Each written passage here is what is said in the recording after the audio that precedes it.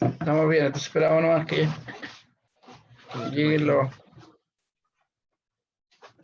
Sí. 20:05, ¿les parece partir? Víctor, ¿te parece? Sí, sí, no hay Tenemos problema. 4 minutos que llegue más gente. Estamos con 11 en la sala. Hasta ayer habían 18 inscritos. ¿Ya? Más como 20 que son de fuera del colegio, pero por un tema de justamente lo que es ser colegiado, dijimos, esperen a la capacitación que va a ser pagada. Hablamos con el profe. ¿Ah? Oye, les decía, no sé si alcanzaste a escuchar, les decía Sí. a los chicos que va a ser grabada la clase y la vamos a subir después a YouTube. Y obviamente a la Sí. página cuando ya estemos con ella, yo creo que es en 2 semanas más que Oye, está lista la página, ¿no? Dime. sí, Paul, si es que puedes admitir a Carlos Díaz que yo usé para la capacitación ¿Mm? un caso de él, que él me había mandado que le resolviera un caso, ¿Ya? entonces lo usé el caso de él para la capacitación. Entonces, si es que te pidió para no ser el roto. No me apareció en Ah, el ya. listado Ah, entonces no se pudo conectar, ya. o Pues capaz si que te entra apareciera más Carlos tarde. Díaz, Ajá, ¿Mm? dale. Puede que se conecte más tarde o no sé, pues, pero era por si acaso no. Ujú. Bueno, Dejo entrar a Rodrigo Lucema, ¿lo conocen o no? No, no pagarle. No, yo creo que no, del colegio. Déjalo en sala de espera. Está el día en la cuenta. Le demos plata a Rodrigo, así que. Ahí entró.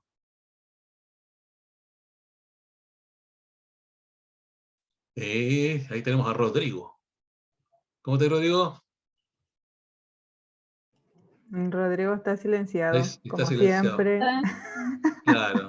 Ahí sí. Hola, alguien ¿cómo le dé un están? curso de Zoom, por ¿Y tú? favor. Vamos a hacer una capacitación de Zoom solo para Rodrigo. Podríamos partir por ahí.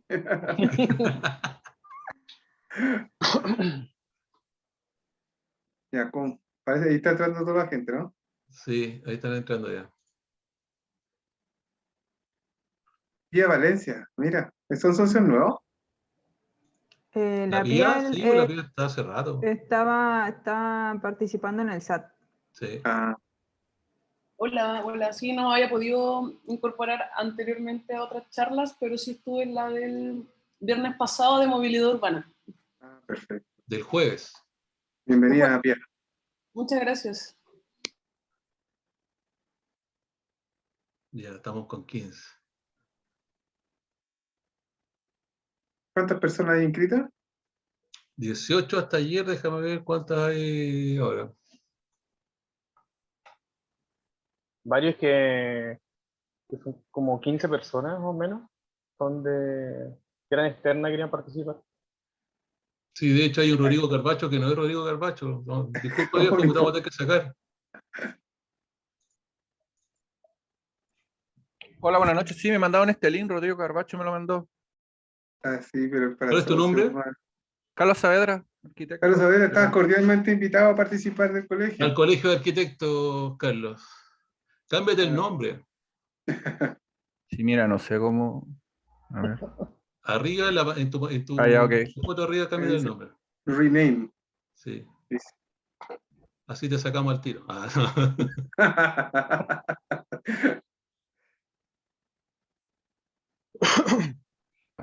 ahí ¿Estás sí. en Santiago, Rodrigo, o no? Sí, todavía. Hasta el 15. ¿Te llegará ya? Hasta el 15 de abril. No, estamos haciendo un trabajo específico. Bueno. ¿Han visto una plaza que le pusieron unos muros? Ahí está. Está ¿Cachai? Un puente que no cierra. Se quedó libre una el buena cierre. edificio doblea. Claro, ese edificio flaquito. ¿No cachai? Es más arrendó ahí. ¿Ah? Otra vez para los egipcios esa cuestión, otra vez así, ¿verdad? Te olvides el closet ahí. Claro. Oye, 8:05. Estaríamos. Sí, damos por iniciado entonces. Buenas tardes, colegas. Vamos a dar por iniciado entonces hoy la capacitación de la ley de aporte al espacio público dictada por nuestro gran colega, maestro ya, Víctor Gálvez. Víctor, el micrófono y la pantalla es tuyo para que haga la presentación correspondiente.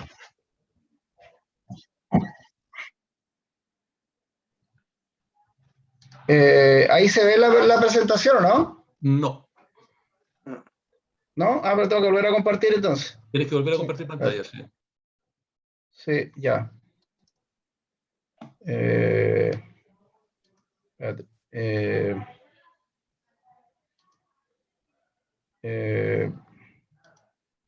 Ahí. Ahí está. ¿Ahí? Ahí sí. Uh-huh. Ya. Bueno, partamos. Aprovechamos que se ha desconectado el internet. Bueno, buenas tardes a los que están conectados. Yo voy a dar una pequeña capacitación respecto de la ley de aporte al espacio público. Vamos a hacer una introducción respecto de los conceptos de la ley, son como 10 páginas, y luego voy a analizar 2 casos. Entonces ahí ya lo podemos hacer con micrófono abierto y consulta en el minuto, porque probablemente de la primera parte igual queden algunas dudas. Perfecto. Entonces, para partir, voy a partir con lo que son las exigencias para los proyectos públicos y privados. En esta oportunidad voy a tratar solo lo que se refiere a los aportes al espacio público, porque la ley en general se dividió en 2 partes, lo que son mitigaciones directas y aporte al espacio público. Esto tiene que ver con una filosofía que antiguamente solo existían los EISTU, ¿cierto?, que eran los que, cuando uno hacía un proyecto inmobiliario, te exigían, digamos, en una comisión que primero era por separado, después se hizo una ventana única entre transporte, el Servio, los municipios, y te hacían ciertas exigencias para los proyectos, pero sobre una cierta cantidad estaba regido por la cantidad de unidades y también por la cantidad de estacionamientos que tenía el proyecto. Ahora eso se unificó en una ley en la cual todos aportan, tanto los proyectos privados como públicos y además como en sus distintas categorías. Entonces ya entró en vigencia la ley de aporte al espacio público en lo que tiene que ver con los aportes y las cesiones, y lo que son las mitigaciones directas se postergó por un tiempo, entiendo por 6 meses, desde noviembre, y va a entrar en vigencia prontamente. Y eso se cambió, digamos, por un informe de mitigación de inversiones viales, que tiene que ver con lo que son pistas exclusivas para buses, terminales, paraderos, semaforización, señalética, habilitación de ciclovía y mejoramiento y adecuación de la vialidad. Entonces, todo eso se va a hacer ahora de acuerdo a un informe de mitigación del impacto vial, que es el que reemplaza a los EISTU. Y por otro lado,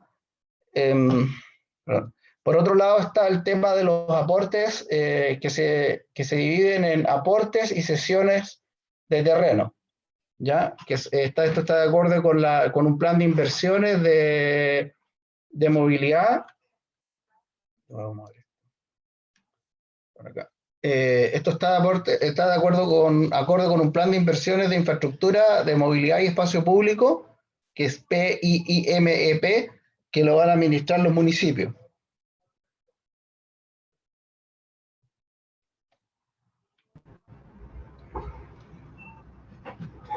Sí.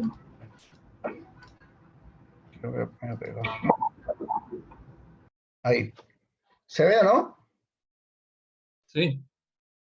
Sí. Luego, los principios de esta ley se basan en 3 principios fundamentales, que es la universalidad, la proporcionalidad y la predictibilidad. Predictibilidad significa de que cuando uno estudia un proyecto inmobiliario pueda saber con total certeza cuál es el gasto que va a tener respecto de las inversiones o los aportes. En la ley antigua no existía esa predictibilidad, es decir, las exigencias podrían ser tremendamente variables, incluso había también un lobby que se hacía, o la calidad de los ingenieros que se contrataban, determinaba cuál era lo que realmente el proyecto iba a aportar. Entonces, así como pasaba que proyectos muy grandes, de repente lo único que hacían era colocar un semáforo en la esquina, y de repente a otros proyectos no tan grandes le exigían, no sé, pavimentar 1 kilómetro a la redonda. Entonces era muy, muy variable. Entonces ahora se supone que esto va a tener una mayor predictibilidad, va a tener una proporcionalidad, es decir, que todos van a aportar en una proporción de acuerdo a las inversiones, y universalidad que se aplica a todos los proyectos. Entonces, como les decía, están las mitigaciones directas, que es el sistema que reemplaza a los actuales EISTU por un informe de mitigación de impacto vial. Y está por otro lado los aportes al espacio público, que está aplicado a todos los proyectos que generan crecimiento urbano por densificación. Y esto se adaptó a lo que era antiguamente las cesiones al espacio público, que era el artículo 70 de la Ley General. Ya, entonces ahora todos o van a ceder por la vía del artículo 70 o van a aportar por esta nueva ley. Y de acuerdo a unas fórmulas de cálculo que vamos a revisar más adelante. Entonces, los conceptos son dos. Está todo lo que es crecimiento urbano por extensión, es decir, el proceso que incorpora nuevo suelo urbano, lo que conocemos como loteos, digamos, dentro de los límites urbanos o fuera de ellos, en los casos que autoriza, digamos, la ley, que es el artículo 55, se mantienen como hasta ahora. Y lo que es crecimiento urbano por densificación, que es lo que no aportaba nada, por ejemplo, los conjuntos de Almagro, ahí la Avenida Brasil, que hicieron cientos de departamentos de 10.000 UF, 8.000 UF, se instalaron frente a la Avenida Brasil, por lo tanto no hicieron nada, más allá de pavimentar algunas veredas, digamos. Eso no pasaría ahora, digamos. Y entonces es todo el proceso que incrementa la intensidad de ocupación del suelo, sea como consecuencia del aumento de sus habitantes, de sus ocupantes o de su edificación, dentro de los límites urbanos o fuera de ellos, también en el área rural, en los casos que autoriza, digamos, el artículo 55. Ahora empiezan a realizar sesiones o aportes. Y esto tiene un proceso, digamos, que es el que vamos a explicar ahora, que hay un procedimiento de cálculo para determinar esta sesión. Lo que tenemos que pensar es que esto se ideó o se conceptualizó desde el punto de vista de la densidad de ocupación. Es decir, la proporcionalidad tiene que ver con la medida que yo aumento la densidad de ocupación del lote, aporto proporcionalmente. Ese es el concepto general de esta ley. Entonces, en la medida que yo una vivienda la amplío, estoy aumentando esa capacidad de carga de esa edificación, por lo tanto probablemente va a llegar más gente, se va a movilizar más gente hasta ese punto, por lo tanto van a requerir a lo mejor más estacionamiento, etcétera, y eso va a ser una carga sobre el espacio público, y por eso yo tengo que aportar para que con esa densificación que yo estoy generando pueda ser mitigada con un área verde, con un equipamiento que pueda construir la municipalidad, o con una cantidad de metros cuadrados que yo mismo puedo ceder de mi terreno. Entonces, todo parte por la carga de ocupación. Lo primero es calcular, en el paso 1 es calcular la carga de ocupación y determinar cuánto aumenta esa carga de ocupación del lote en el cual yo estoy ejecutando mi proyecto. Y eso se calcula por dos vías, digamos. Primero por la superficie del terreno, que es el paso 2, y al cual se le suma, el ruido. ¿Aló? Ahí está bien, ahí está bien. Dale, sí, que sentía unos ruidos. Sí, hay un perro ahí. Sí. Hay que considerar primero la superficie del terreno y se le suma el espacio público adyacente, que está calculado de la misma manera como se calcula la densidad bruta, es decir, con todo el espacio que enfrenta el predio con un límite de 30 metros. Es decir, si yo enfrento una avenida gigante, el límite son los 30 metros. y con eso se calcula una superficie bruta del terreno, que es el paso 3, y luego en el paso 4 se calcula, digamos, de acuerdo a las fórmulas que vamos a explicar, la densidad de ocupación. Si esta densidad de ocupación, digamos, es hasta 8.000 personas por hectárea, se ocupa una fórmula determinada, que es de acuerdo al artículo 2.25 bis, que fue el que se incorporó en la ordenanza, y si es sobre 8.000 personas por hectárea, se aplica un 44%, es decir, el límite de sesiones es del 44%. Entonces un terreno muy grande podría ceder en varias oportunidades, a la medida que se vaya ampliando, creciendo, y va a haber que tener un registro histórico de todas las sesiones, y cuando se llega al 44% ya no se aportaría más. Entonces, como dije, hay dos fórmulas para calcular este asunto. La primera está referida a la densidad de ocupación, que es que utiliza la carga de ocupación, calculada, digamos, según el artículo 424 de los CUP, que es donde a cada espacio habitable se le da una proporción, es decir, por ejemplo, las viviendas se divide por 20, porque se supone que no sé, por la cantidad de metros cuadrados que tenga la vivienda hay que dividirla por 20 y eso da una carga de ocupación proporcional. En los casos de, no sé, de oficina creo que es 15, y bueno, y salas de clase, qué sé yo, es menor, son 3, 1,5, etc. O sea, cada espacio está asociado a una carga de ocupación, y eso ya está establecido en la ordenanza y se ocupa el mismo método. Eso se multiplica por 10.000 y se divide por la superficie bruta del terreno, que es la superficie del terreno más la superficie del terreno adyacente, que se calcula, digamos, hasta el límite del espacio público con un límite de 30 metros. Y de ahí se pasa a la fórmula 2, que es cómo se calculan las sesiones, y se toma esta densidad de ocupación, ¿cierto? Se multiplica por 11 y se divide por 2.000.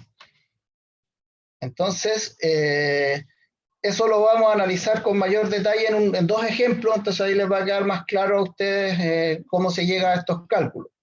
Ahora, las exclusiones. Hay solamente 2 exclusiones, o sea, son 4 exclusiones que estipula la ley, es decir, se parte de la base que quedan excluidos de ceder todos los que por alguna ley especial no tengan que cumplir con las normas de urbanización.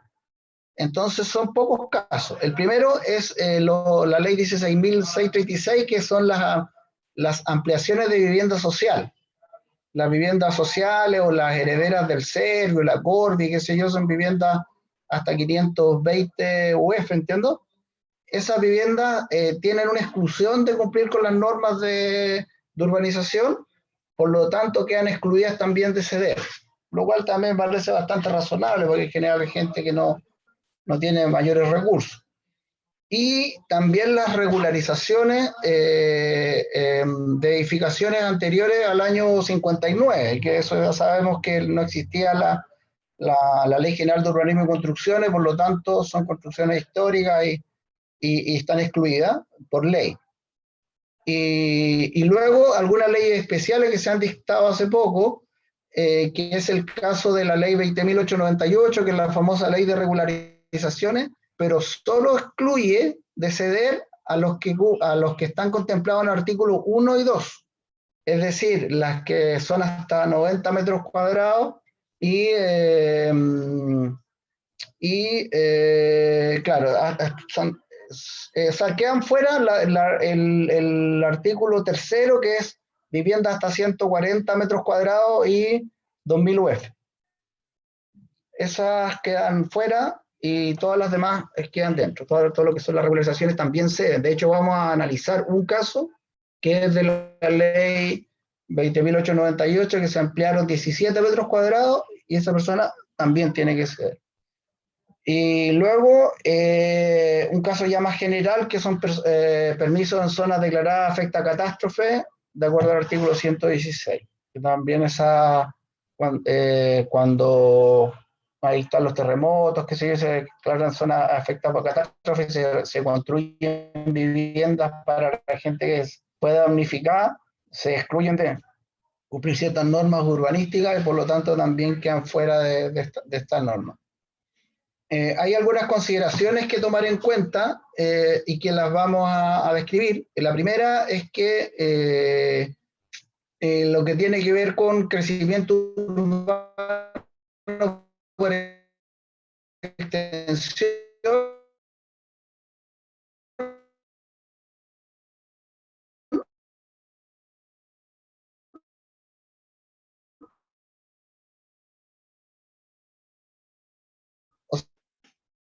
Estamos con algunos problemas técnicos, parece, con Víctor. Esperaremos un poco a retomar el audio.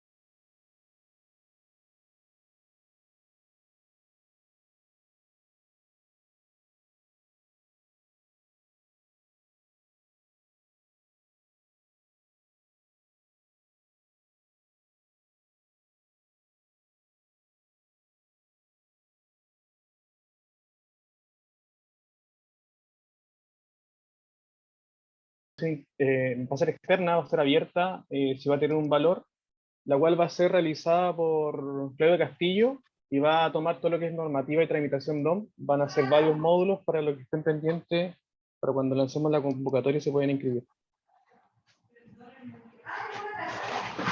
¿Ahí se ve? Sí, Víctor. Sí. Las exclusiones la alcanzaron a ver. Llegamos hasta la siguiente. Ahí. Hasta ahí, sí. Justamente estaba hablando de la zona declarada afectada por catástrofe. Claro, exacto. Hasta ahí, bueno, eso se entiende claramente, digamos, que las zonas declaradas por afectada a catástrofe no estarían obligadas a ceder porque cuando se construyen viviendas en estas zonas, normalmente son viviendas sociales, digamos, tienen también ciertas exclusiones y por lo tanto no estarían obligadas a ceder. Y luego hay algunas consideraciones que tomar en cuenta. Por ejemplo, lo que tiene que ver con el crecimiento urbano por extensión, es decir, todo lo que sea crecimiento urbano por extensión, todo lo que son los loteos, mantienen la obligación de ceder y además urbanizar. Bueno, eso es claro, o sea, cuando yo hago un loteo, tengo que urbanizar lo que me corresponde al frente del sitio y además tengo que ceder el porcentaje de áreas verdes y equipamiento, eso se mantiene igual. Pero cuando es crecimiento urbano por densificación, existen varios casos. Primero, los proyectos que incrementan la intensidad de ocupación del suelo, o sea, aumento de habitantes o de edificación, tienen ahora la obligación de ceder o alternativamente aportar. Esa es una decisión que siempre toma el propietario, es decir, en la ley me da la posibilidad de escoger, yo puedo aportar o ceder.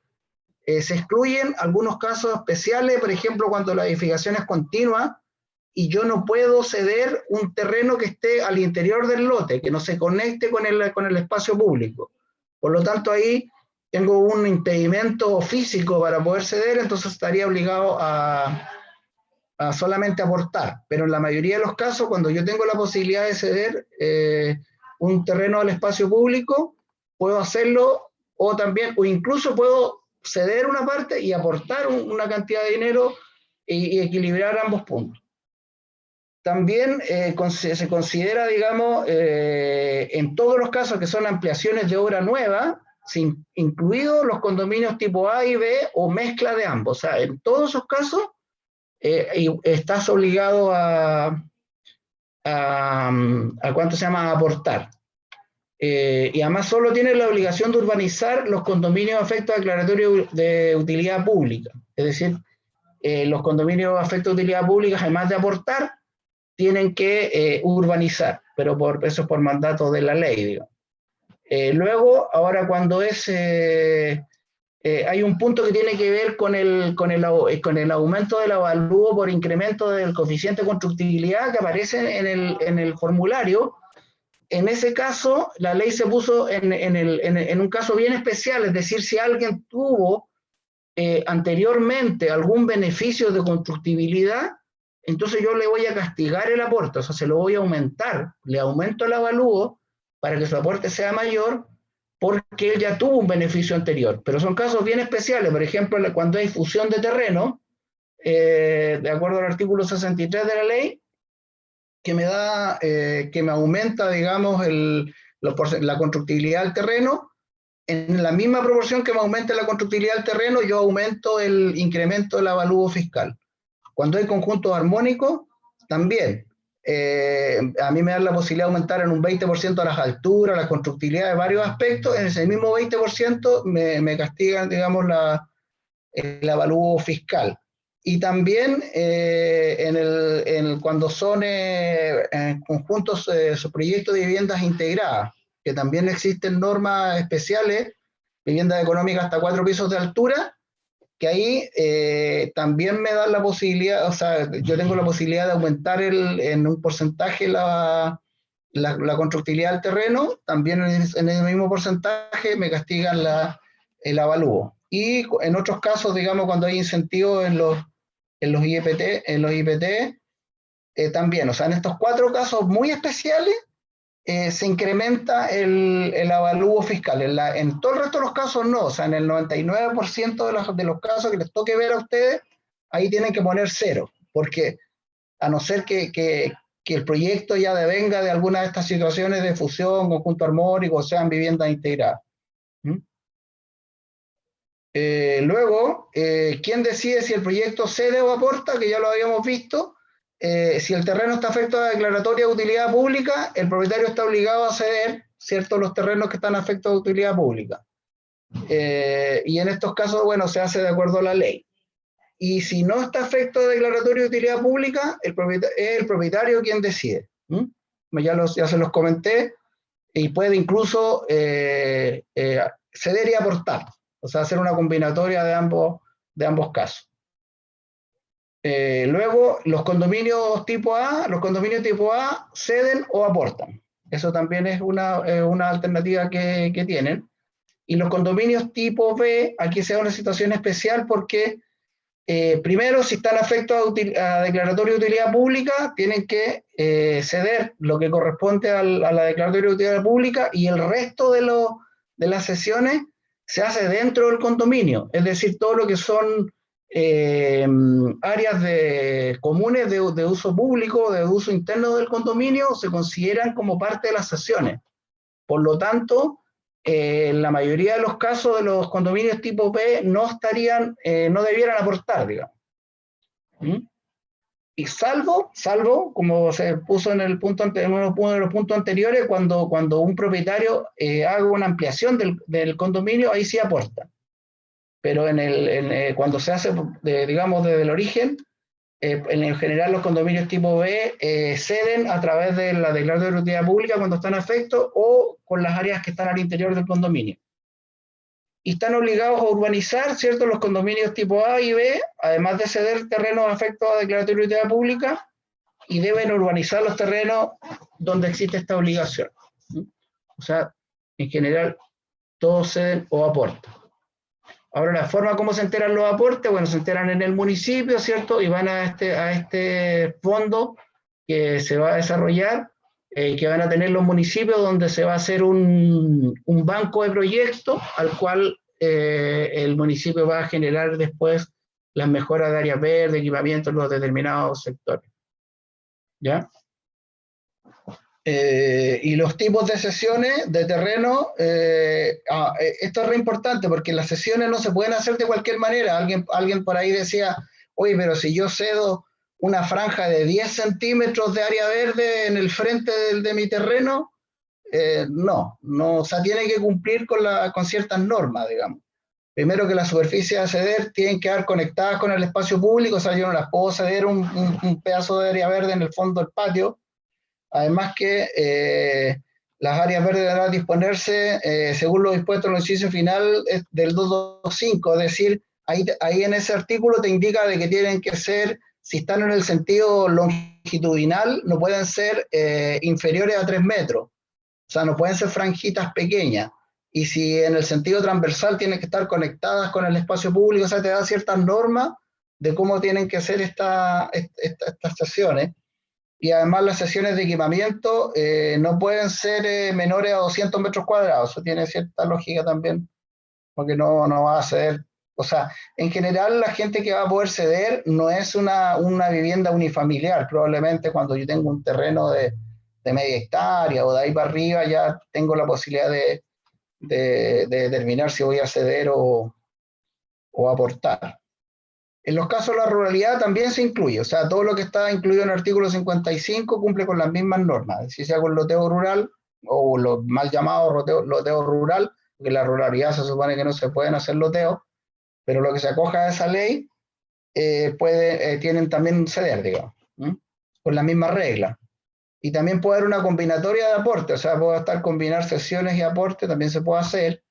Este otro punto importante, que el avalúo fiscal que se considera para todos los cálculos debe ser el avalúo detallado. Normalmente uno le pide al propietario o uno mismo saque el avalúo fiscal del Servicio de Impuestos Internos, pero eso no sirve.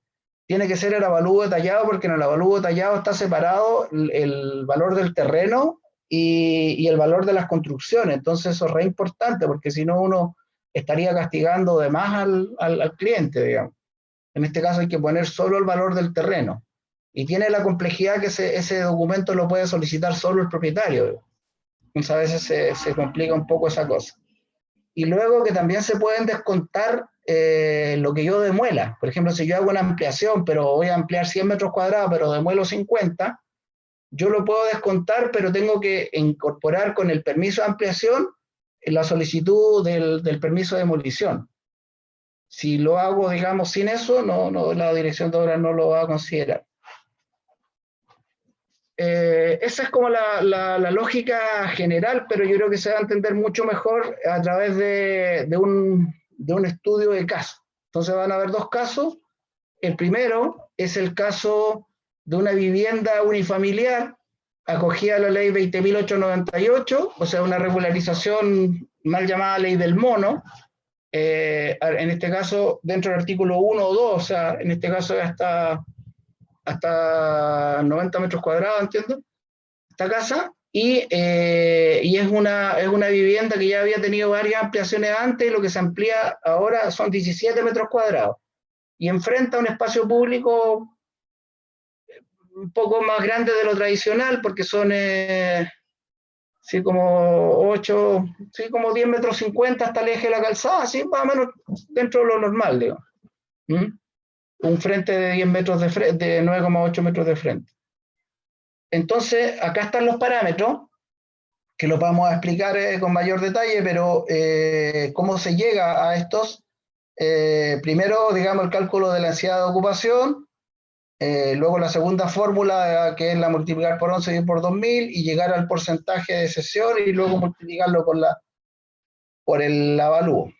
Pero aquí se explica mejor. La primera fórmula, que es la de la densidad de ocupación, yo lo que tengo que hacer es tomar la carga de ocupación, ¿cierto? Multiplicarla por 10.000. Entonces, en este caso, solo en este caso, que son, digámosle coloquialmente, de ley del mono, me piden que yo multiplique la carga de ocupación por la superficie completa, es decir, en este caso eran 17,02 metros cuadrados.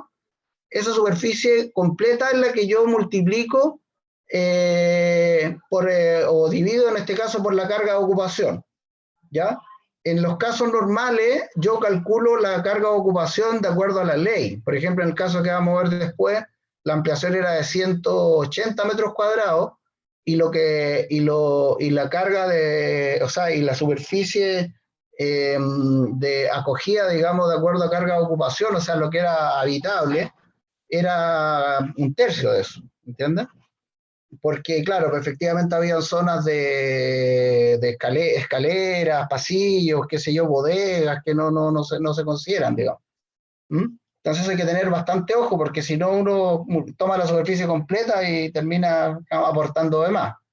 Entonces en este caso son 17,02 metros cuadrados, porque en este caso se considera la superficie completa de la ampliación, se divide por 20, en este caso también porque la carga de ocupación para una vivienda unifamiliar es de 140 metros cuadrados es 20, y me da un valor bastante bajo, que es 0,857. Ese es el valor, esa es la primera operación que tengo que hacer, o sea, la superficie dividido por la carga de ocupación, me da un número, y ese es el número que multiplico por 10.000, ¿ya? Esa es la parte de arriba de la fórmula. Y la parte de abajo, que ya la podemos, voy a volver atrás, la parte de abajo tiene que ver con la superficie del terreno, que en este caso son 248 metros cuadrados, que está claro, digamos, son 9,8 por 24,8, y luego se considera toda la superficie que va desde la línea oficial hasta el eje de la calzada, que en este caso son 8,2 metros, por el frente, y eso me da 117 metros cuadrados. Entonces sumo la superficie del terreno más el espacio público que enfrenta hasta el eje de la calzada, que se considera completo porque es menor de 30, y eso me da 117. Por lo tanto, la superficie bruta, que es la con la cual tengo que dividir el divisor, digamos, es 365. Eso es re importante porque los terrenos que enfrentan un área pública más grande aportan menos. ¿Entienden? No sé si se entiende. Entonces, en la medida que, o sea, es como al revés de lo que uno pudiera pensar. O sea, si el terreno enfrenta una gran avenida, finalmente el divisor va a ser más grande, por lo tanto, mi aporte va a ser menor. El porcentaje al que se llegue va a ser menor. Entonces, claro, volviendo atrás, ¿cierto? Pescamos la superficie, la dividimos por la carga de ocupación, en este caso es 20, me da ese factor, lo multiplico por 10.000, que es el número fijo, digamos que es 1 hectárea, y lo divido por la superficie bruta, y eso me da una cantidad, un número, que son personas, habitantes por hectárea. Ahí llegamos a la primera fórmula, es decir, es la densidad de ocupación de esta ampliación, lo que incrementa esta ampliación pequeña de 17 metros cuadrados son 23 habitantes por hectárea. ¿Ya? Fórmula 1. La fórmula 2 es el cálculo de las sesiones. Y ya eso es más simple, digamos, que es el cálculo de las sesiones, es tomar estas personas, en este caso 23 personas, 23,13,315, que son habitantes por hectárea, y ya lo meto a la fórmula, que es multiplicarlo por 11, dividirlo por 2000, y eso me da un factor. Esto es re importante considerarlo porque es un factor, es un porcentaje, ¿ya? Entonces, entonces al momento de multiplicar después hay que dividirlo por 100, porque es un 0, algo, ¿ya? Y ahí tenemos la fórmula 1 y la fórmula 2 completa, en este caso.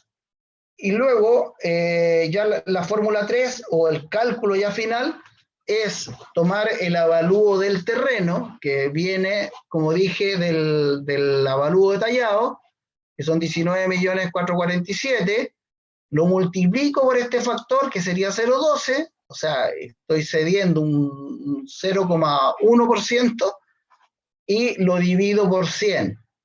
Y eso me da el monto a ceder, 24.932 pesos chilenos. O sea, esa ya es plata. Ahí llego al dinero. Si yo fuese a ceder, esto lo podría llevar a metros cuadrados. Entonces, el de los 17 de la superficie del terreno, digamos que son, no sé, 246 metros cuadrados, un 0,12, probablemente yo tenga que ceder, no sé, 1 metro cuadrado, 2 metros cuadrados. La ley es así, digamos. ¿Te fijas? Entonces ahí yo tengo que evaluar esa situación. Probablemente me encuentre con la circunstancia de que no es posible ceder esa cantidad porque no cumple con las normas del ancho de 3 metros o de los 200 metros cuadrados y de equipamiento. Entonces probablemente la única alternativa en estos casos es es aportar. ¿Mm? ¿Me siguen, no?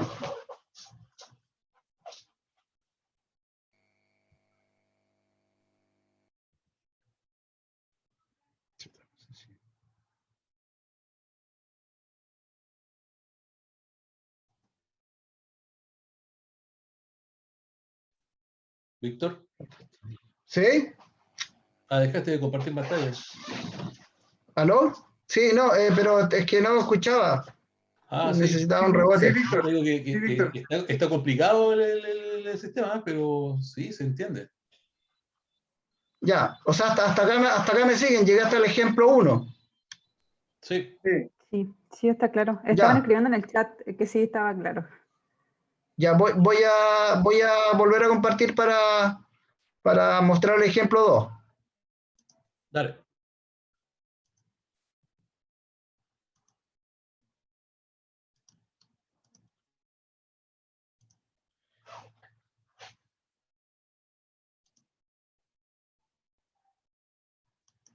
Ya, en el caso 2 es un caso genérico, es decir, un caso de cualquier situación de una ampliación. En este caso, es un proyecto de una escuela de lenguaje aquí en Calle El Roble, y que se amplió, digamos, en un segundo piso, y que son como 180 metros cuadrados de ampliación, pero de acuerdo a la carga de ocupación, solo una parte, digamos, la que carga el proyecto. Entonces, además, este caso enfrenta un terreno bastante grande, o sea, enfrenta un espacio público muy grande, o sea, las calles son anchas, y además hay una franja de estos terrenos fiscales, digamos, de bienes nacionales, digamos, la línea de edificación está un poco más atrás, entonces finalmente el terreno es bastante extenso hacia los dos frentes, además de una esquina, lo cual es bueno para el propietario porque efectivamente cuando enfrenta un terreno más grande, la cesión es menor. ¿Mm? Y vamos a hacer el mismo análisis, bueno, el formulario es distinto, de otro color, etcétera, pero los datos van donde mismo. ¿Mm? Y volvemos nuevamente a la siguiente fórmula. En este caso, como les decía, la ampliación para efectos de la carga de ocupación son 60 metros cuadrados, ¿ya? La ampliación en general es mayor, o sea, porque hay media superficie que son las rampas, hay unas bodegas, etcétera, hay una serie de otras dependencias, pero lo que es habitable, por así decirlo, de acuerdo a la carga de ocupación, aquí se discrimina entre recinto habitable y no habitable. Los recintos habitables son 60 metros cuadrados. Y en este caso, como es una escuela, son salas de clase, se divide por 1,5, entonces también es un factor más bajo, y lo cual me da una carga de ocupación de 40, ¿ya? En el caso de la vivienda era un 0, y algo, en este caso, claro, como es una escuela, es mayor. Son 40 la carga de ocupación, y en lo que es el terreno, un terreno normal de 275 metros cuadrados, pero aquí lo interesante es que el área adyacente es bastante grande, es el doble del terreno, digamos. Son 455 metros cuadrados. Entonces el divisor acá es más grande, son 730 metros, ¿ya? Entonces al multiplicar, ¿cierto? Esta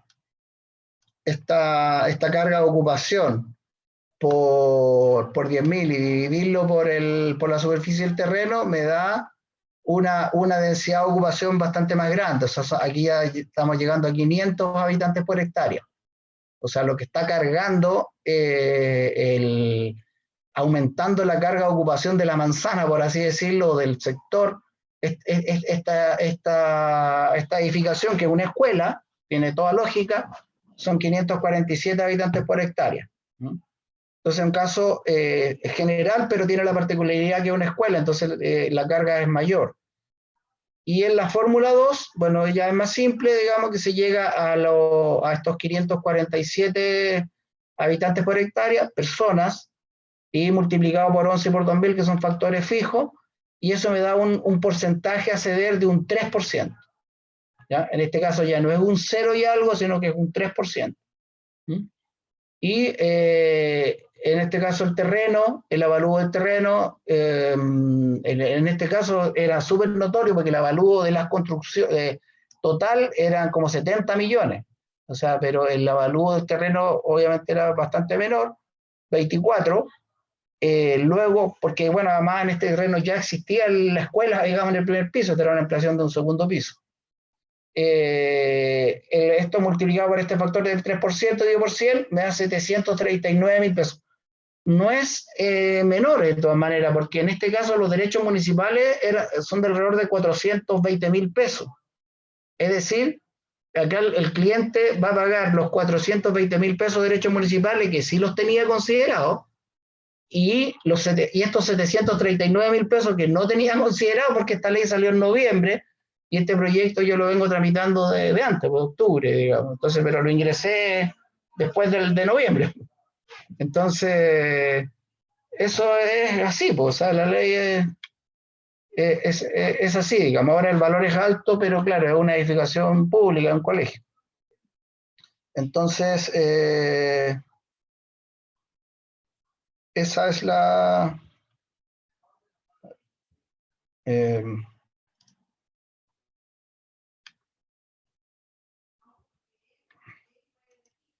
esa es la situación. Ahora, yo creo que podemos hacer consultas.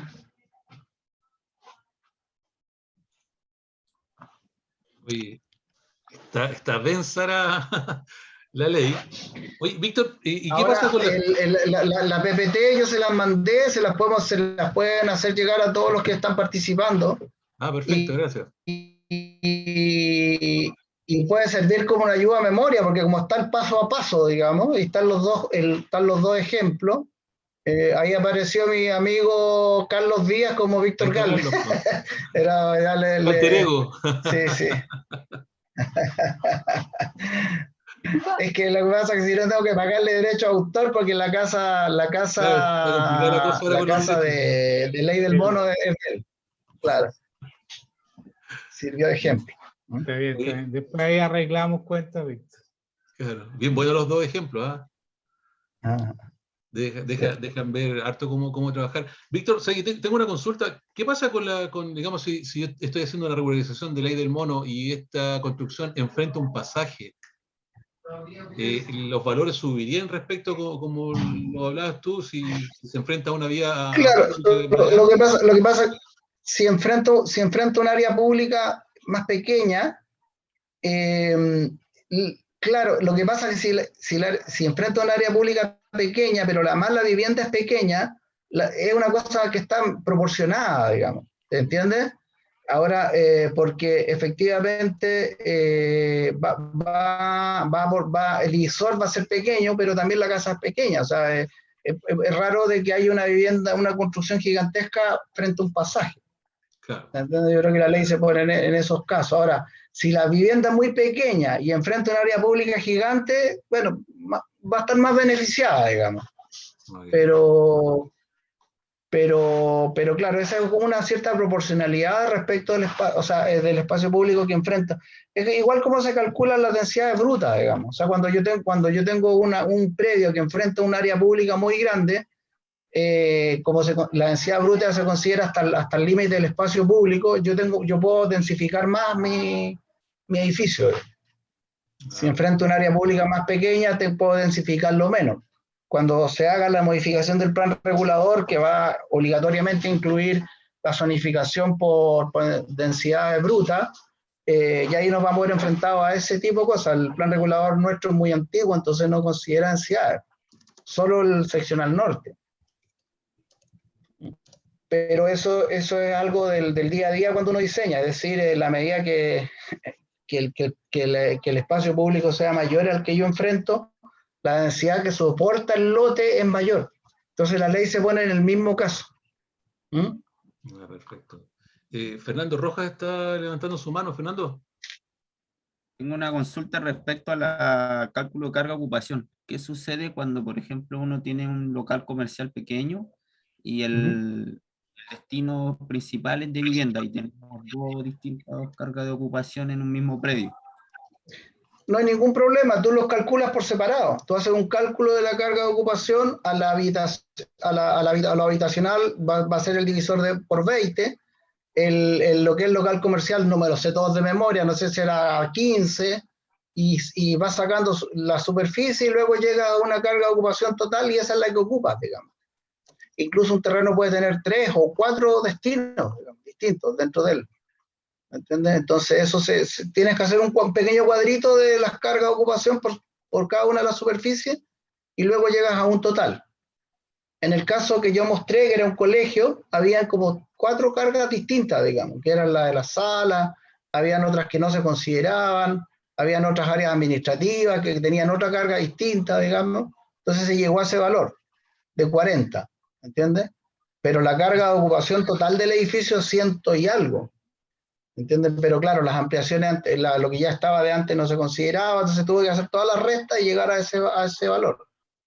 Eso es como mandatorio ahora, digamos, hacerlo, incluso, no sé, las direcciones ahora a veces no lo exigen, pero siempre es bueno tener un Word o un Excel con el cálculo de la carga de ocupación, porque finalmente de partida se va a ocupar para esto. Y bueno, y la carga de ocupación influye también si requieres o no ingeniero, si el edificio es de espacio, se considera espacio público, no hasta sobre 100, o sea, hay varias cosas que inciden con la carga de ocupación, entonces yo creo que eso hay que manejarlo bastante bien. Y saber manejarlo también es una cosa importante, porque si tú, por ejemplo, no haces las restas adecuadas, por ejemplo, no restas los baños, los pasillos, las bodegas, puedes terminar perjudicando al cliente porque le estás colocando una carga de ocupación que no es la real. Entonces hay que ir bien al detalle de la ley y saber qué es lo que se considera habitable y qué es lo que no. Y cuál es el uso que le corresponde a cada cosa. Existe en el caso de la pequeña vivienda de 7 metros cuadrados, que son 24 lucas, ¿ya? Que en ese caso ahí el arquitecto las pone en su bolsillo, no hay problema. Pero cuando son 750 lucas y decirle al cliente, mire, ¿sabe qué? Son 400 de los derechos municipales y 700 del aporte, y como que no le va a ser muy gracioso. Espalda, ¿no? Te llama más. Claro. Claro, sí. Oye, por derecho son 400, pero tienes que pagar aporte del doble. Claro. No, y con los 20 millones de pesos de los honorarios no alcanza para pagar eso. Ah, cobraste barato. Qué bien. ¿Alguien más tiene alguna pregunta o comentario? Hoy los invito a prender sus cámaras, no sean tan apáticos. Tan tímidos. Sí, sí, Yo tengo una. Es un coloquio, un conversatorio entre colegas. Víctor. Sí. En el caso del segundo ejemplo de la esquina, se calcula la superficie adyacente de las dos calles, ¿cierto? ¿Se claro. Suman, ¿o es la principal? Se suma todo. Ya, ok. Por eso sale más grande los metros cuadrados. En este caso, digamos, el espacio público adyacente es más grande que la misma propiedad. Sí. Entonces, ahí, por ejemplo, en este caso, esto tiene permiso, o sea, ya está aprobado.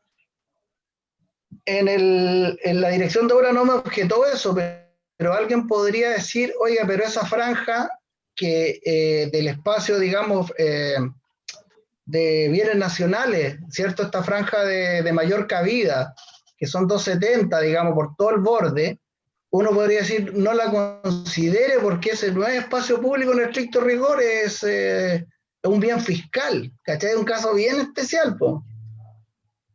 Yo la consideré igual, po, ¿cachai? Porque me convenía, pero yo creo que todas esas claridades no están como, o sea, la ley como que es difícil que se ponga en todos los casos, digamos. Es como bien especial ese caso, cuando tú enfrentas a un bien nacional de uso público, pero además te enfrentas a estas franjas fiscales, digamos, de mayor cabida, que son bien raras, que hay en Antofagasta y muchas, digamos. Para el caso conviene considerarla porque te aumenta el divisor, ¿entiendes? Y el aporte es más bajo. Y yo creo que también es razonable considerarla porque en el fondo tu terreno es más pequeño, digamos, en relación al espacio público que enfrenta, entonces el aumento de densidad que tú le estás entregando se prorratea de mayor manera en el espacio público. No sé si se entiende, digamos. O sea, en el fondo, aquí lo que está previendo es cuánto tú cargas la densidad de ocupación del lote. Y eso es proporcional al espacio que tú enfrentas. Para que efectivamente el que carga más la densidad de ocupación aporte más, porque el barrio va a haber resentido. Entonces con esa plata la municipalidad podría pavimentar mejor las calles, podría hacer mejores veredas, podría... ¿Cierto? ¿Entiendes? Si el conjunto de Jardines del Pacífico, creo que se llama, de la Avenida Brasil, hubiese estado enfrentado a esta ley, probablemente se podría haber financiado 2 bandejones de la Avenida Brasil con esos recursos. Porque no hubiesen sido 700 lucas, hubiesen sido, no sé, 500 millones probablemente, o algo así, con todas esas torres. Y ese es como el concepto de universalidad que plantea la ley.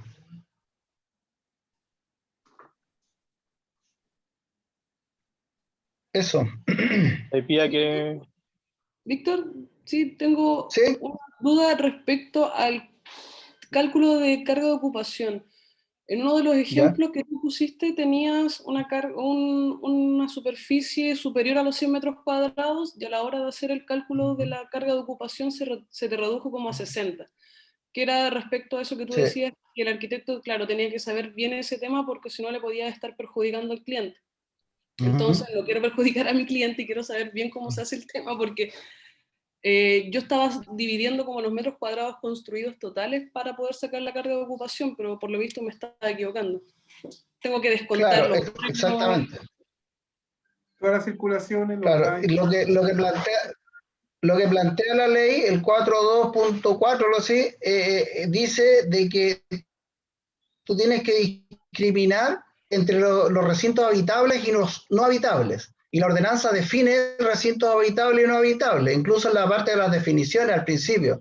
Entonces, lo que no es habitable, bueno, es también por lógica, digamos, un baño no es habitable, una bodega no es habitable, un pasillo, muchas veces dentro de la superficie hay medias superficies que corresponden a, no sé, rampas, pasillos que son más de 1,80 m o 2,10 m, y son media superficie para efectos de pagar derechos municipales, pero no son habitables para efectos de la carga de ocupación.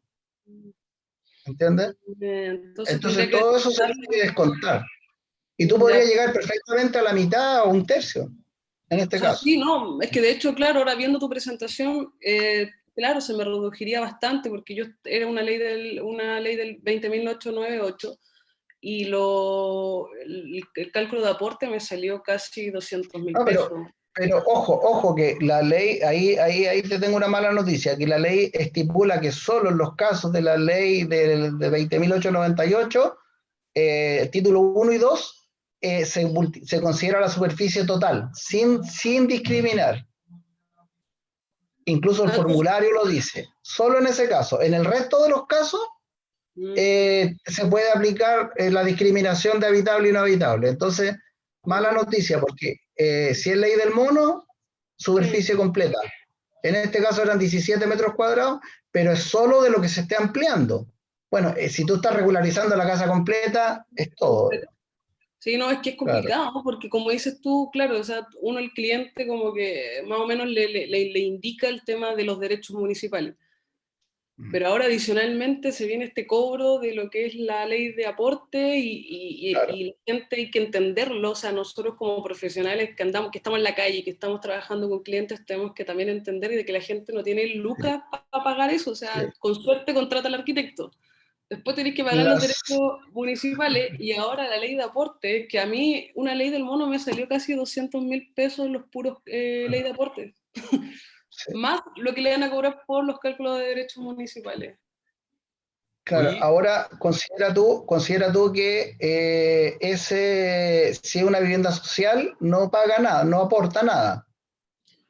Si es vivienda social que sea del serbio, herederos del serbio, o vivienda calculada de acuerdo a lo que es el avalúo fiscal de las construcciones, más el avalúo fiscal el avalúo fiscal del terreno, más las construcciones de acuerdo a la tabla de edificación. Si no supera los 520 UF, eso se considera vivienda social y por lo tanto no aporta nada. Ya, voy a revisarlo. Ahí es importante entonces lo que nos dice el certificado de avalúo fiscal. Exactamente, claro. Para considerar detallado te dice cuánto es el terreno, cuánto es las construcciones.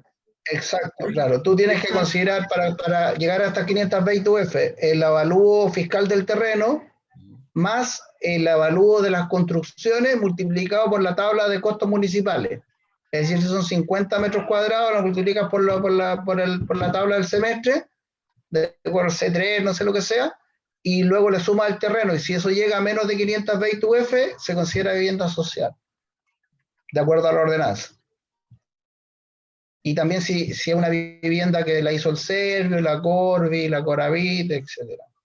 Vivienda progresiva, operación sitio, caseta sanitaria, todo eso queda afuera. Ya, muchas gracias. Carlos, ¿tú estás levantando la mano? Hola, sí, consulta. Mire, lo quería ver un poco más atrás de la presentación. Cuando habló del artículo 70. Un ejemplo, si un paño con afectación a utilidad pública, el propietario hace las sesiones, todo lo que le corresponde, y después sobre uno de esos lotes resultantes construye, no sé, un conjunto de torres de 5 pisos. ¿Tiene que aportar? ¿Le toca volver a aportar? O porque lo que entendí es que queda esta ley de aporte es para subsanar como el vacío que dejaba de que los proyectos en densidad no cedían, según el artículo 70. Entonces tiene que volver a aportar. Tú calculas los aportes por el total del proyecto. Por ejemplo, hacer 4 torres y te toca ceder 20%, ¿ya? En la zona de utilidad pública estás obligado a ceder, pero ahí cediste un 15%, ¿ya? El otro 5% lo tienes que ceder además, o aportar. La diferencia la podrías aportar. La diferencia la podrías ceder o aportar. ¿Entiendes? O sea, y bueno, siempre llegando hasta un 44% y de ahí ya el límite. Okay. Lo mismo pasa en los condominios. Ahora, y además, en las zonas de afecta a utilidad pública estás obligado a urbanizar. No, claro, no, si esa es mi duda, que es como que lo veo como desde el punto de vista del propietario nuevamente, que hace la afectación a utilidad pública, cede, garantiza y deja todo comprometido para urbanizar, y después cuando va a ejecutar el proyecto, que su negocio en realidad era el proyecto, no generar la división afecta, tiene que volver a aportar, o sea, es como el doble. Ojo que no va a volver a aportar, porque si tú haces un loteo de construcción simultánea, por ejemplo, tú calculas las sesiones de una vez, ¿cierto? Y eso, lo que ya cediste en la zona de afecta de utilidad pública, que estás obligado a ceder, ya se consideran. Por eso que tiene que haber un histórico en las municipalidades de todas las sesiones progresivas que tenga un lote. Y eso hasta llegar a un 44%. Entonces, si tú ya cediste antes y después haces un proyecto gigante y te toca ceder la misma proporción que ya cediste, empatas, digamos. Ahora, si haces un proyecto tan grande que tienes que ceder más todavía, tienes que poner la diferencia, ¿no? Y también tiene cierta lógica eso, digamos. Porque el predio del que se calcula, digamos, cuánto es lo que afecta el predio al espacio público, como totalidad. Entonces, no es lo mismo hacer, 4 pisos en un lote que hacer 20 pisos. ¿Entiendes? Entonces, pero eso es sumativo, y la dirección de obras va a tener que llevar un histórico de eso. De cada lote va a tener que tener incluso se va a crear como un RIP de cada lote, para efectos en el tiempo, digamos, pueden cambiar de distintos propietarios, después llegar otro propietario a hacer otra ampliación, o demoler, hacer otro edificio. Entonces, todo eso queda en el historial. Gracias. Bien, Rodrigo. No, yo iba a preguntar lo mismo, el tema de los condominios, básicamente cómo funcionaban unas ampliaciones dentro de estos condominios que ya están operando, digamos.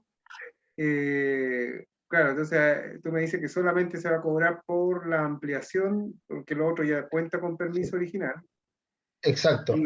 Y lo otro, ¿esto es siempre solo dinero o también es espacio, espacio público que se puede donar? O sea, si un condominio, el condominio, por ejemplo, si el propietario de una casa, de un condominio, hace una ampliación, lo más probable es que él tenga que solamente ceder, ¿entiendes? Pero si es un condominio, un lote grande, donde se va a ampliar, digamos, no sé, eran 10 casas y van a ampliar 5 casas más, porque quedaron con terreno, entonces están ampliando el condominio completo, ellos pueden ahí, pueden ceder también, pueden decir, mira, vamos a hacer 5 casas y vamos a generar una calle interior, no sé, vamos a hacer espacios públicos para esas 5 casas, entonces ahí podrían ceder. Pero en un condominio que ya esté consolidado, por ejemplo, que esté ocupado completo el terreno y uno de los propietarios va a ampliar la cocina, por decirte, él va a tener que puro aportar, digamos, porque no tiene cómo ceder, no tendría cómo. Pero tendría la opción, ¿me entiendes? Si el terreno del condominio es grande y se van a generar más casas, por lo tanto una calle más, un espacio público interior, una pequeña plaza, bueno, se cede y no se aporta en ese caso. Y puede haber incluso una combinatoria de ambos, ceder una parte y aportar otra parte. En los condominios tipo A, ya más, bueno, también, porque podría que ser una torre, digamos, de una edificación vertical, pero que un resto de terreno hacia atrás, digamos. Entonces a lo mejor van a construir un par de casas o un condominio tipo B al fondo del patio, no sé. Hay muchas combinatorias que se podrían dar. Pero el concepto es de que es universal, o sea, aquí no se escapa nadie, excepto las 4 excepciones que puse al principio, que son muy especiales. Oye, Víctor, ¿y qué pasa en el caso de tengo una vivienda que da a la calle y el propietario decide ceder? Sí. Se van a empezar a generar retranqueos en los terrenos, en los antejardines, cosas de ese tipo, ¿no? Podría pasar, pero esas sesiones se tienen que hacer de acuerdo a la ley. Entonces la ley, yo la leí, digamos, y son varias condiciones. O sea, no se puede hacer de cualquier manera. Estipula si es paralelo a la calzada, tiene que ser un ancho mínimo de 3 metros, si es perpendicular tiene que cumplir otras condiciones, tiene que estar conectado con el espacio público. Entonces, podrían pasar cosas interesantes ahí, por ejemplo, estas cosas que hay en Providencia, en Santiago, donde los edificios se retranquean y dejan áreas comerciales hacia adelante, podría ser un incentivo para que esas cosas pasaran, digamos. ¿Entiendes? O sea, que tú pudieras ceder, por ejemplo, una franja frente a tu edificio, para que no sé, pues se instale, para que se ensanche, digamos, la vereda y la gente, no sé, pueda resguardarse ahí, digamos, no sé, pues, o una pequeña placita, o unos banquitos. Podrían pasar cosas interesantes como podrían pasar cosas feas también, de que alguien ceda un espacio que no sirva para nada y que después de haberlo cedido le ponga una reja y se lo deje para él. O sea, estamos en un país subdesarrollado, ¿te fijas? Entonces, esta es como una ley que va un poco más allá, que ¿sabes? Está como de segunda generación. Tiene en un país desarrollado probablemente ni una de estas cosas feas pasara, pero acá pueden pasar estas cosas medias extrañas, medias feas, digamos. Pero claro, hay restricciones, no podéis ceder 1 metro cuadrado de área verde en la puerta de tu casa, no. Tiene que tener, te fijas, una proporción, una escala. Es muy poco probable que una persona de un sitio, de una vivienda individual pueda ceder. Lo más probable es que tenga que aportar. A no ser que el terreno sea muy grande, qué sé yo. Perfecto. ¿Alguna otra consulta, colegas? ¿Le quedó claro todo? Sí, disculpa, con respecto por ejemplo, tengo un proyecto que fue acogido al 124, al artículo 124, y él ya pagó su permiso, él tiene aprobado un permiso de construcción, que luego hay que, después de 3 años, hay que volver a hacer el permiso, y esta propiedad debería volver a pagar el aporte. Claro. ¿O cómo se considera eso? ¿O la ley no es retroactiva? O... No. Acá esta persona, como es un permiso, en el fondo, el artículo 124 es una utilización provisoria. Por lo tanto, el permiso que se va a tramitar ahora es un permiso de obra nueva. ¿Entiende? Entonces, ese permiso, como ser un permiso de obra nueva, posterior a noviembre del año pasado, entra de acuerdo a la ley y le va a corresponder ceder o aportar de acuerdo al... En este caso, por ejemplo, que tú me estás comentando, que yo lo conozco, a él le convendría ceder, claramente, digamos. Él podría ceder al espacio público toda la franja adelante, ¿entiendes? Y no pagaría nada, porque es un terreno que él en este minuto, digamos, no está ocupando, digamos, ¿cachai? En gran parte. Entonces, podría pasar, digamos, en terrenos así de esa escala, digamos, terrenos industriales, que son 200 metros de fondo, tú puedes ceder, no sé, 10 metros entre comillas, de antejardín para un área verde paralela a la calzada y salva. ¿Eso se descuenta en la escritura también? O sea, ¿eso finalmente es un terreno que tú pierdes de tu propiedad? Sí, claro, efectivamente. Este permiso, sí, bueno, como todo permiso, digamos, se inscribe en el conservador de bienes raíces y queda, digamos, afecto. O sea, esa es una propiedad que pasa a ser un bien nacional de su público. Sale de tu propiedad, digamos. O sea, igual aumentaría los plazos de tramitación, entiendo, porque al pasar por conservador, tenemos ahí, tenéis fácil 4 meses pegados en tramitaciones. Sí, exactamente. Para la inscripción y todo eso. Claro, eso se verifica al momento de la recepción.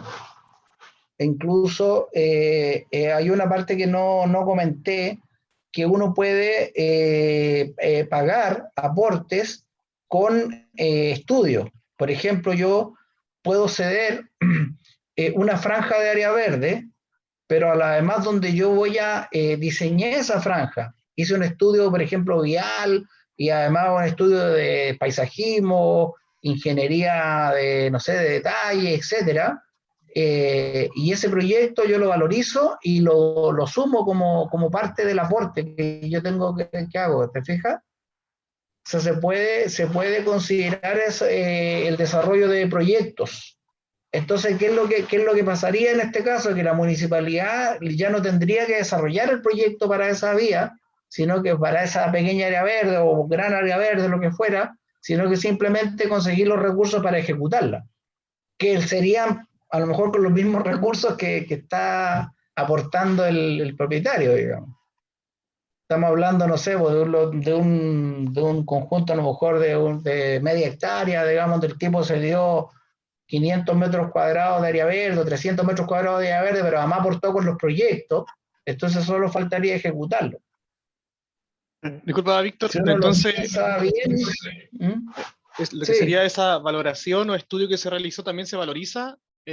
También. Exactamente. También y se suma a los aportes. Incluso en la parte de las mitigaciones directas también está considerado. Es decir, todos los estudios de transporte, vialidad que haga el propietario para efectos de poder mitigar directamente. Por ejemplo, el tipo va a decir, mira, yo voy a poner 2 semáforos, o sea, finalmente el estudio dice, yo tengo que aportar X pesos, y eso lo voy a aportar, digamos, colocando 2 semáforos, pavimentando, digamos, la vereda hasta la cuadra que sigue, y además con todos los proyectos de vialidad que yo gasté, digamos, ¿sí? Lo cual es bastante justo, porque efectivamente el tipo efectivamente va a gastar esa plata, son baratos en muchos casos.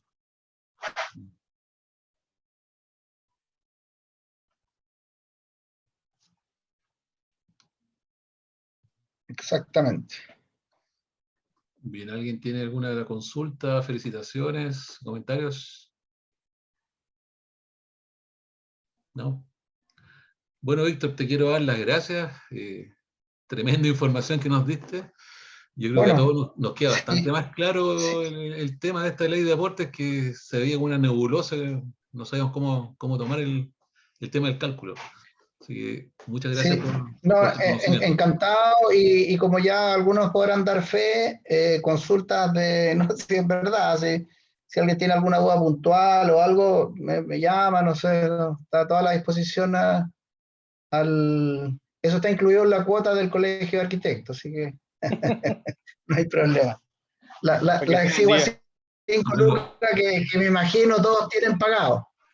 Claro. Es parte de la asociatividad.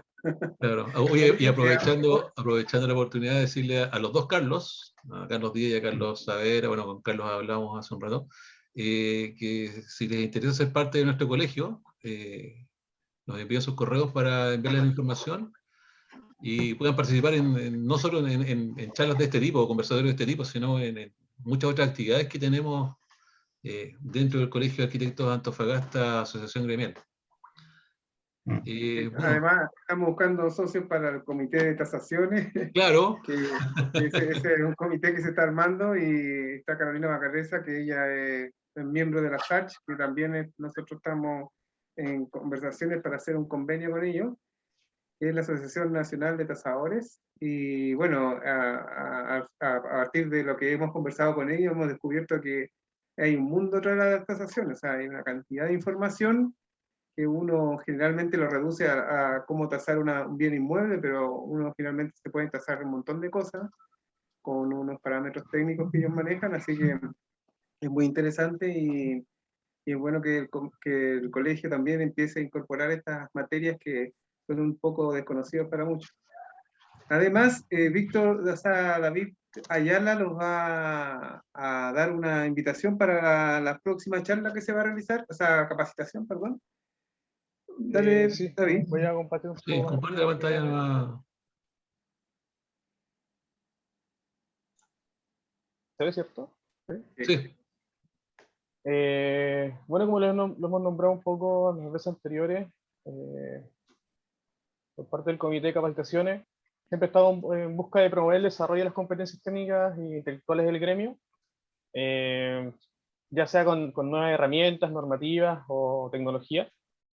Agradecer también a Víctor por el taller práctico que nos dio. Yo creo que todos quedamos un poco impactados con todos los nuevos requerimientos que hay que tener. Pero es bueno, hubo bastante participación. Varias personas interesadas que son de exteriores al colegio también querían participar. Más de 15 personas, entonces se hace la invitación también a ingresar al colegio y también a sumarse a los comités que están hoy en día realizando todas las actividades. Se viene una capacitación externa, esta va a tener un valor que se está definiendo, va aproximadamente a partir de mayo, si no me equivoco. La va a dictar Claudio Castillo, y un poco para también ir sumando lo que se expuso también en este taller. Y son 6 módulos de 90 minutos, que se va a dictar uno por semana. La plataforma es vía Zoom, como lo hemos estado haciendo hasta el momento. Van desde las generalidades de la norma urbanística, los permisos de urbanización, la edificación, los permisos de obra menor. Está un poco dirigido a profesionales de 5 o menos años de experiencia, ya que entra como toda la base técnica de lo que sería esta tramitación. Y vamos a estar subiendo un poco la convocatoria, yo creo que dentro de esta semana, con ya una fecha ya fija para comenzar a separar los cupos y comenzar con esta capacitación. Y más que nada eso, un poco agradecer la convocatoria que tuvo este taller. No sé si quiere agregar algo más. David, ¿va a ser abierta esta capacitación? O sea, ahí pueden participar arquitectos jóvenes, recién egresados, que no... Sí, las condicionantes de la capacitación va a ser el valor. Obviamente, para los colegiados va a tener un valor preferencial, y para los que sean externos, un valor un poco más alto. Lo ideal es un poco también fomentar a que se integran al colegio. Pero esa va a ser la dinámica. Vamos a estar subiendo un poco los valores y mayor información a las redes sociales durante esta semana para que se vayan incluyendo. Perfecto. Hoy cabe señalar que las capacitaciones, no en el caso de hoy, pero en estas capacitaciones que ya requieren de una preparación de un curso más extenso, digamos, tienen un costo básicamente para pagar los honorarios y todo lo que significa la plataforma que es exclusiva para la capacitación. Entonces, a todos los... David, ¿puedes dejar de compartir más, por favor? Y para todos los que están participando ahora, básicamente esa es la razón de por qué se genera ese cobro, digamos. Y en todo caso va a ser bastante razonable, bastante bajo el nivel precio-mercado. Tampoco es la idea destruir el negocio de los demás empresas que se dedican a esto, pero esa es la ventaja de estar asociado, digamos, y es lo que nosotros queremos más o menos imprimir, de que cuando somos un grupo colaborativo podemos generar esta circulación de información y que nosotros todos podamos aprender y poder crecer profesionalmente mediante la información de los otros colegas que están ya a esta altura con más expertise en ciertos temas. Así que gracias por la asistencia. No sé si alguien más o Paul quiere cerrar la sesión. Sí, no, sumarme a tus palabras, Rodrigo, de que estas capacitaciones en realidad van en pos de mejorar nuestra profesión, de generarnos siempre más conocimiento, que todos sabemos que una vez que salimos de la escuela de arquitectura, el conocimiento es libre, porque uno puede aprender a la mala, cayéndose un montón de veces, con expedientes rechazados una y otra vez, o apoyarse en asesorías como esta que nos prestó Víctor, y que nos dejó bastante claro, nuevamente, decirlo, Víctor. Yo me perdía con el cuento de la ley de aportes y me quedó bastante claro ahora. Así que vamos a pasar el mail y el Víctor, o sea, perdón, el mail y el teléfono de Víctor para que lo tapemos en preguntas. La dirección. Claro. ¿Quieres hablar, Pia? Sí, más que nada darle las gracias a Víctor porque obviamente es un tema que a todos los arquitectos me ha un poco confundido y qué bueno que se hagan estas instancias porque vamos resolviendo cosas. Así que gracias, Víctor, súper claro y obviamente van a seguir surgiendo dudas porque las dudas surgen cuando uno está haciendo los proyectos, la verdad, pero se agradece estas instancias y también qué bueno que se haga esto con Claudio Castillo, que es una persona que obviamente, bueno, por lo menos a mí me hizo clases en la escuela y él sabe harto. No sé si vi por ahí dentro de los módulos subdivisión. Me encantaría que también se pudiera, si es que se puede incluir el tema de la subdivisión, porque personalmente es algo que he tenido como varios golpes de cabeza ahí con las subdivisiones. Pero... Sí, se va a tomar. Si no me equivoco, si está dentro de los módulos. Sí. Ya, así perfecto, que, sí. además son 6 módulos, así que es bastante información. Súper eso, y gracias nomás por esto, por la plataforma, y se pasó bien, estuvo entretenido. Otra cosa que los vamos a pedir la disculpa también a los nuevos integrantes, futuros, esperemos, nuevos integrantes, que la idea de que la capacitación fuera cerrada solamente para el colegio era para enfocarnos, digamos, nuestra energía en nuestros socios, porque ocurre que hemos hecho otras capacitaciones o otras charlas muy relevantes para la ciudad y ha llegado más gente de Santiago, hasta de Punta Arenas, del sur, digamos, y nuestros socios quedan ahí atrás mano porque no les llega la información, o sea, da la impresión como que circula hacia otras ciudades más que hacia acá mismo. Entonces, nuestro foco es la región y no los arquitectos que son colegas nuestros que trabajan acá en la ciudad. Entonces, básicamente eso, básicamente concentrar la energía en nuestra ciudad y que las personas que vengan no vengan como aves de paso, sino que se integren. Hay mucha actividad que se van a desarrollar en los comités, hay muchas ideas.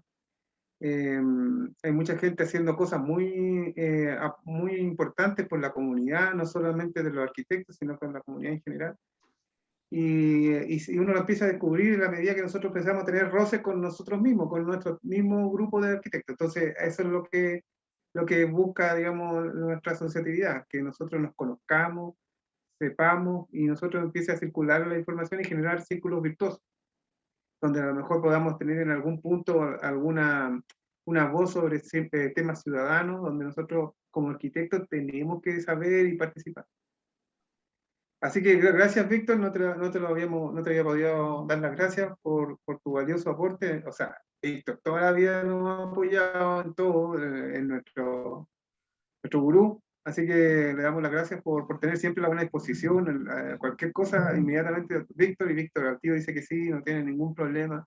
Nos vamos a colocar así que eso se valora, digamos. Vamos a hacer una estatua en el patio del colegio cuando tengamos cuando tengamos la sede, su placa y su placa. Vamos a hacer un gusto. Ya, pues, chiquillos.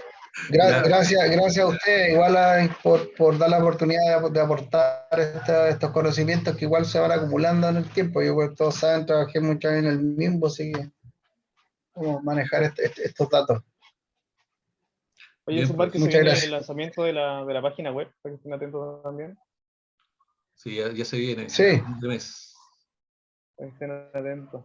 Oye, este conversatorio va a estar disponible en nuestro canal de YouTube en algunos días. Se hace la edición y vamos a compartirlo solo con los colegas. No, va a quedar ahí. Bueno, gracias nuevamente por su asistencia, colegas. Los esperamos en nuestras próximas charlas y capacitaciones. Súmense y participen. Gracias, nos vemos. Chao. Eso. Gracias, chao. Gracias. Chao. Envía el correo. La fotito ahí. Sí, vale, gracias, chao. Ya.